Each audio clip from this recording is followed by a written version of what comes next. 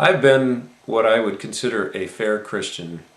Not a good or a great Christian, but a fair Christian. I can't quote you chapter and verse like most Christians can, but I haven't run over anybody in the church parking lot either. Since the day my children were born, I prayed to God that they would be healthy, happy, and live long lives. So when my son Kevin moved out on his own, I prayed that he would make good decisions and be safe. The night that he moved out, his friends decided to throw a housewarming party for him. There was a keg of beer and some hard liquor there. Sometime around midnight, they started doing shots. Kevin did a bunch of shots and passed out a short time later. His friends laid him in his bed on his side in case he vomited.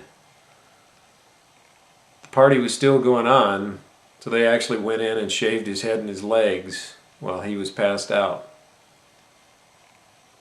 But one of his friends was worried about him and went back in to check on him later. He found that Kevin was blue. The first calls to 911 indicated difficulty breathing. The next calls were not breathing.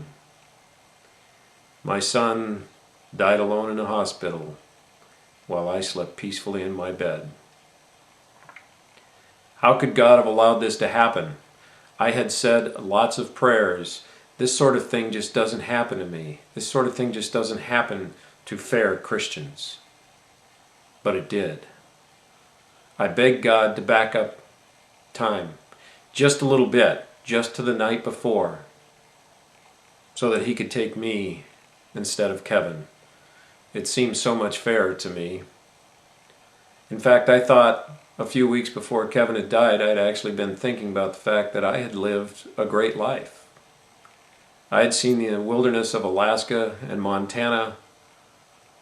I had traveled to Asia, the Middle East, and Europe. I had experienced the joy of parenthood, the pain of divorce, and found the love of my life. And I was living the American dream until that night. If God were a good God, he could take me instead of Kevin. Quite frankly, at this point in my life, I was not too happy with God. I was angry with him. I did not understand why he allowed this to happen to me. This sort of thing just simply does not happen to me.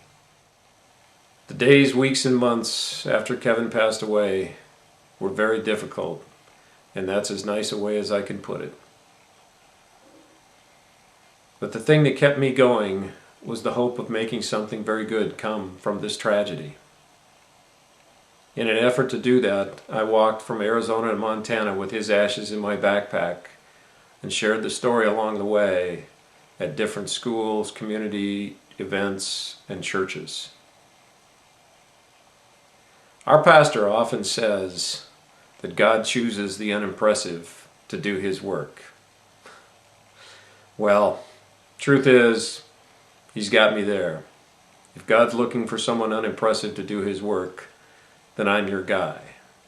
I just wish that it was organizing a bake sale or a raffle or a pancake breakfast. Our pastor also says that God causes or allows everything for his glory and our good. This doesn't mean that we quit our jobs and hope that God will make our house payment and hope that God gets pizza delivered to our house every day.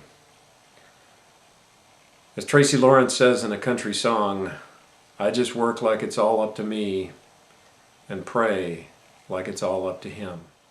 During my 1,400-mile journey from Arizona to Montana, I had a lot of time to think. And I thought a lot about this term that God causes or allows everything for his glory and our good. And many Christians will smile and nod and say, yes, I agree. But it took me a long time to come to grips with that. Somewhere on the open road in Montana, I really began to understand this and to understand that it's not about me. It's about him. Something very good will come from this. for His glory and our good.